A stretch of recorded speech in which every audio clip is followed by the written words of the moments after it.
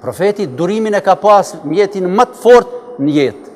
Prandaj edhe në sport duhet të kesh durim. Vjen të zemrimi, vjen të incidenti, po rikthimi më njëherë, do të thonë mekanizmi po të rikthen, po pendohesh, se nuk është kjo botë e përsosur. Këmbgulja, kemi ekipe me virtyte të tilla si Gjermania, për shembull që i ka mbetur ky mit që këmbgul deri në momentin mirë, po që do të deperton fuqia hynore, fuqia drita e Allahut, që ti me ndi prezencën e krijuesit ku të shkojsh, edhe në lojë, edhe çtu, edhe ka të shkojsh, sepse je në përcjellje të diturisë hynore, ka të shkojsh. Se ai është krijues, edhe i materies, edhe jo materie. Prandaj vetë dominimi, durimi, sinqeriteti, ndërgjegja, fisnikria, bujaria, të gjitha këto vlera i mungojnë njerit sotëm.